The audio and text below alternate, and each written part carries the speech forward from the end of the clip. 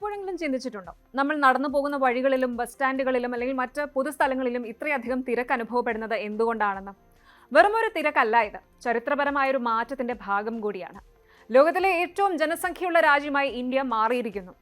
പതിറ്റാണ്ടുകളോളം China കൈവശം വെച്ചിരുന്ന ആ കിരീടം ഇന്ന് നമ്മുടെ പക്കലാണുള്ളത്. പക്ഷെ ലോകം ഒരു വശത്ത് ഈ ജനസംഖ്യ വിസ്ഫോടനത്തെക്കുറിച്ച് ചർച്ച ചെയ്യുമ്പോൾ മറുവശത്ത് ഭീകരമായ മറ്റൊരു യുദ്ധത്തിന്റെ നിഴലിൽ കൂടിയാണ്. പശ്ചിമേഷ്യയിൽ അമേരിക്കയുടെ ഓപ്പറേഷൻ എപ്പിക് ഫ്യൂരി കൊടുമ്പിരി കൊള്ളുകയാണ്.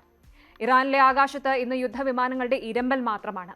ഇനി നമ്മൾ ചർച്ച ചെയ്യുന്നത് ഇന്ത്യയും ചൈനയും എങ്ങനെ 100 കോടി കടന്നുവെന്നും നിലവിലെ ആഗോള യുദ്ധ സാഹചര്യങ്ങൾ ഈ രാജ്യങ്ങളെ എങ്ങനെ ബാധിക്കുമെന്നുമാണ് നോക്കാം. ആദ്യം നമുക്ക് ജനസംഖ്യയുടെ കാര്യത്തിലേക്ക് വരാം. ഐക്യരാഷ്ട്രസഭയുടെ കണക്കുകൾ പ്രകാരം 2023 ഇന്ത്യ ചൈനയെ മറികടന്നു. ഇപ്പോൾ നമ്മുടെ ജനസംഖ്യ 1.4 ബില്യൺ അഥവാ 140 കോടിയിലധികമാണ്. ഇത് എത്രത്തോളം ഉണ്ടെന്ന് അറിയട്ടെ. വടക്കേ അമേരിക്കയും തെക്കേ അമേരിക്കയും ചേർന്നുള്ള ആകെ ജനസംഖ്യയേക്കാൾ കൂടുതൽ ആളുകൾ ഇന്ത്യയിൽ മാത്രമുണ്ട്. ശരിക്കും പറഞ്ഞാൽ ഇതൊരു ഹ്യൂജ് നമ്പേഴ്സ് ഗെയിം തന്നെയാണ്. 1960കളിൽ ഒരു ഇന്ത്യൻ സ്ത്രീക്ക് ശരാശരി 6 കുട്ടികൾ വരെ ഉണ്ടായിരുന്നു. അന്ന് മരണനിരക്ക് കൂടുതലായിരുന്നു, വൈദ്യസഹായം കുറവായിരുന്നു. എന്നാൽ കാലം മാറി, നമ്മുടെ മെഡിക്കൽ ഫീൽഡ് പുരോഗതി പ്രാപിച്ചു, ശിശുമരണ നിരക്ക് കുറഞ്ഞു, ആയുർദൈർഘ്യം ലൈഫ് എക്സ്പെക്ടൻസി കൂടി. ഇതോടെ ജനസംഖ്യ റോക്കറ്റ് പോലെ കുതിച്ചുയരുകയായിരുന്നു. ഇനി എന്തുകൊണ്ടാണ് ഇന്ത്യക്കാർ വലിയ കുടുംബങ്ങളെ ഇഷ്ടപ്പെട്ടത്? അതിന് പിന്നിൽ ചില സോഷ്യൽ റീസൺസ് ഉണ്ട്. പണ്ടുകാലത്ത് കുട്ടികൾ എന്നത് കുടുംബത്തിന്റെ ഒരു ഇൻവെസ്റ്റ്മെന്റ് പോലെയായിരുന്നു. കൃഷിയിടത്തിൽ സഹായിക്കാനും മാതാപിതാക്കളെ വാർദ്ധക്യത്തിൽ നോക്കാനും കൂടുതൽ കൈകൾ വേണമെന്ന് ഗ്രാമീണ ഇന്ത്യ വിശ്വസിച്ചിരുന്നു.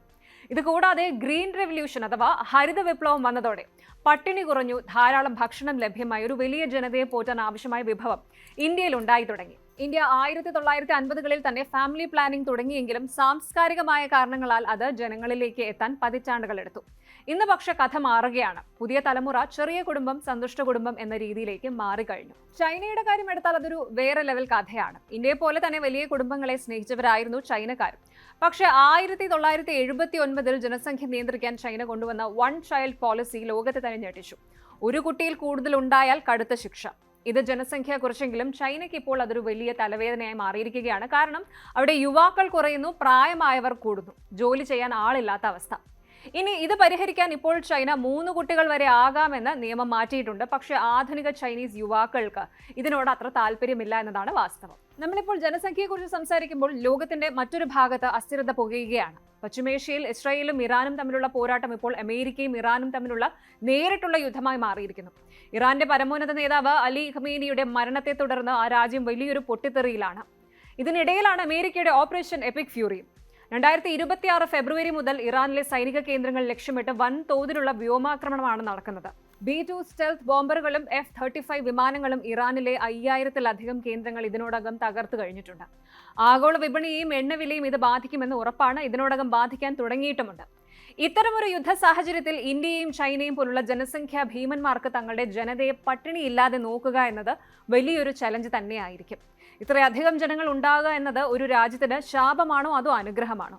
പ്രധാനമന്ത്രി നരേന്ദ്രമോദി പറഞ്ഞതുപോലെ നമ്മുടെ ഏറ്റവും വലിയ കരുത്ത് നമ്മുടെ യുവതലമുറയാണ്. പക്ഷെ അവർക്ക് കൃത്യമായ വിദ്യാഭ്യാസവും തൊഴിലും നൽകേണ്ടതുണ്ട്.